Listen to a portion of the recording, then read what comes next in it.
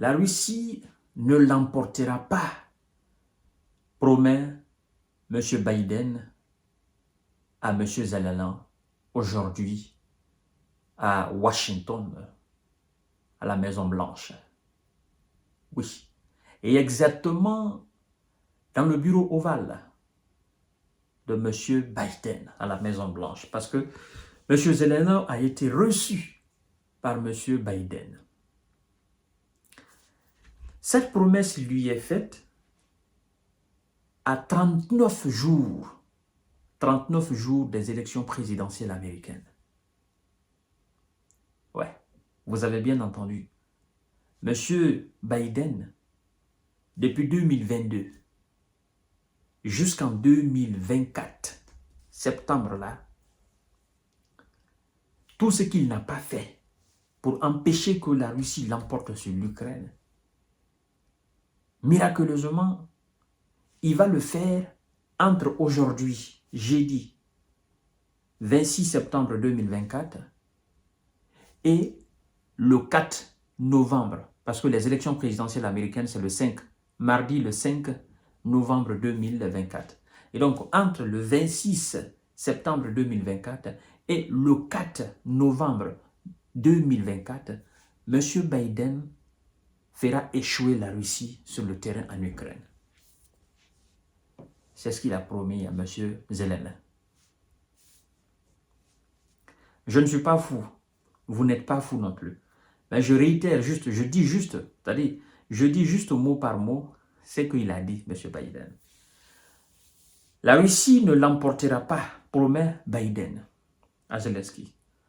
Joe Biden s'est engagé jeudi à ce que la Russie n'emporte pas la guerre en Ukraine lors d'une visite de Volodymyr Zelensky à la Maison-Blanche.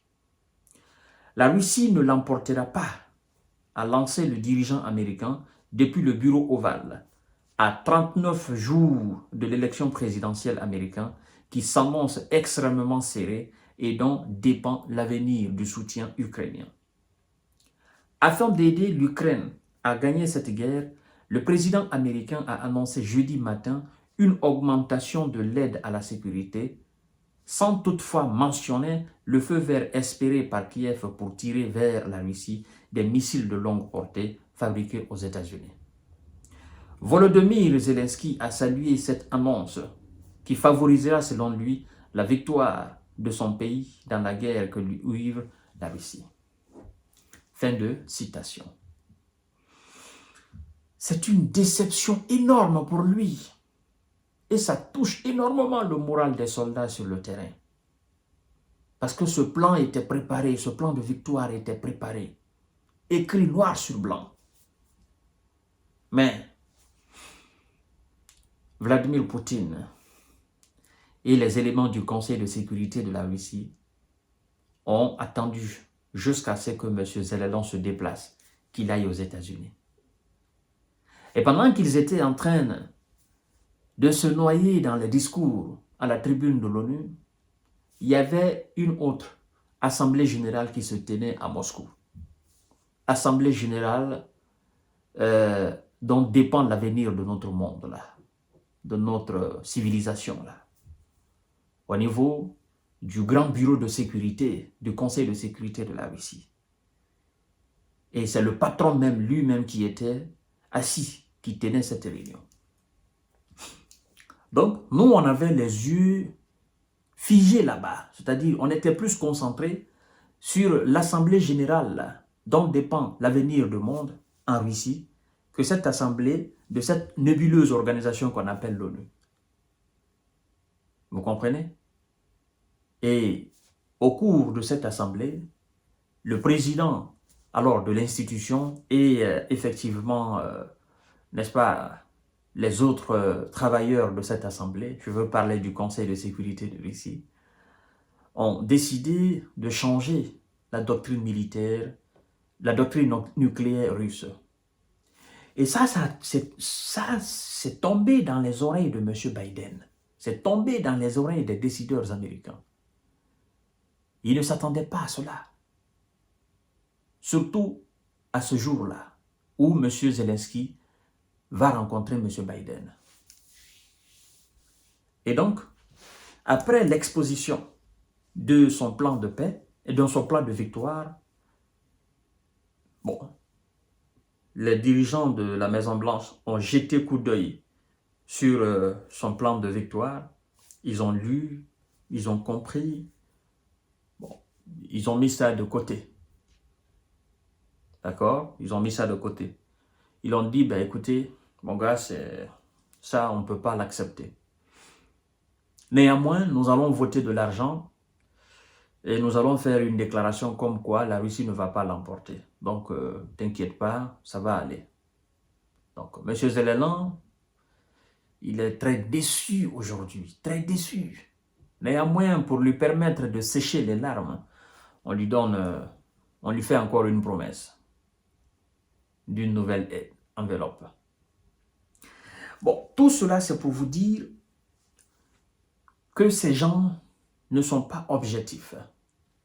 Que M. Biden ne sait plus qu'est-ce qu'il faut faire, où il faut mettre la tête. Là, il se sent humilié. Il a passé presque la quasi-totalité de son mandat à la tête des États-Unis à s'engouffrer dans cette guerre en Ukraine. Et finalement, il sort vaincu dedans. Il est vaincu. Moralement, il est vaincu. Physiquement, il est vaincu. Sur tous les plans, il est vaincu. Donc, c'est un échec cuisant pour lui. Et pensez-vous qu'il y aura une différence entre la politique de M. Biden et la politique de Kamala Harris si elle venait à remporter les élections? Mais non, c'est la même politique qui va suivre. Kamala Harris n'a d'exemple dans le domaine politique que la politique des démocrates américaines. Voilà. Et donc, il ne va pas changer. Elle ne va pas changer du moins ça. Elle a d'ailleurs même annoncé qu'elle va continuer à soutenir l'Ukraine. Donc, rien ne va changer. C'est pour mettre encore la pression sur le Sénat, le Congrès, machin, à voter de l'argent. Et eux, ils sont fatigués de ça. C'est pourquoi je dis, Donald Trump a déjà gagné les élections. Vous allez voir ce qui va se passer, ces élections-là. Donc, M. Zelensky, c'est quand même pathétique. Il doit se dire aujourd'hui, oh, qu'est-ce que j'ai été salaud, qu'est-ce que j'ai été bête, qu'est-ce que j'ai été irréfléchi de suivre ces gens-là. Qu'est-ce que j'ai été traître, j'ai trahi mon peuple, j'ai trahi mon pays.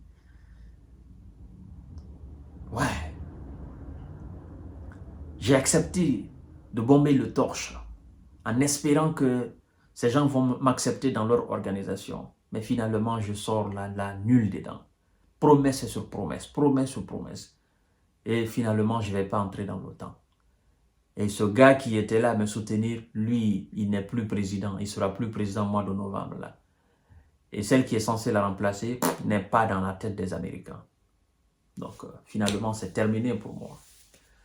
Il a perdu, j'ai perdu. Et l'Europe n'a pas les moyens. Les Européens sont tellement malins. Les Européens ne sont... eux, ils font la guerre aux faibles.